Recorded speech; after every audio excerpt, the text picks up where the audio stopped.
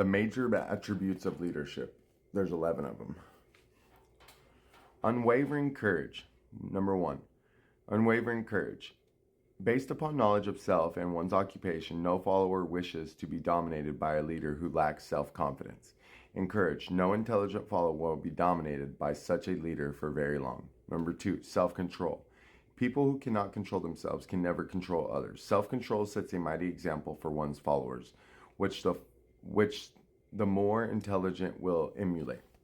Number 3, a keen sense of justice. Without a sense of fairness and justice, no leader can command and retain the respect of his and his followers. Definite of decision. People who waver in decision show that they are not sure of themselves. They cannot lead others successfully.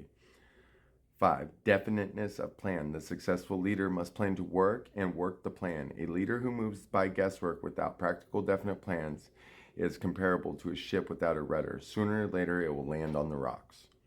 Number 6, the habit of doing more than paid for. One of the penalties of leadership is the necessity of willingness upon the part of the leaders to do more than they require of the followers. 7, a pleasing personality. No sloven, careless person can become a successful leader. Leadership calls for respect. Followers will not respect leaders who do not score highly on all factors of a pleasing personality. 8, sympathy and understanding. Successful leaders must be in sympathy with the followers. Moreover, they must understand them and their problems. 9, mastery of details. Successful leaders call for mastery of detail of the leader's position. 10, willingness to assume full responsibility. Successful leaders must be willing to assume responsibility for the mistakes, shortcomings of their followers. If they try to shift this responsibility, they will not remain leaders.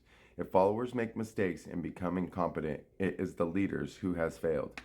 And 11, cooperation. Successful leaders must understand and apply the principles of cooperative efforts and be able to induce followers to do the same.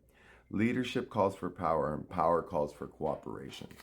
There are 2 forms of leadership. The first, and by far the most effective, is leadership by consent of and with the sympathy of the followers. The second is leadership by force, without the consent and sympathy of the followers. History is filled with evidence by force. By force cannot endure. The downfall and disappearance of dictators and kings is significant. It means the people will not follow forced leadership indefinitely.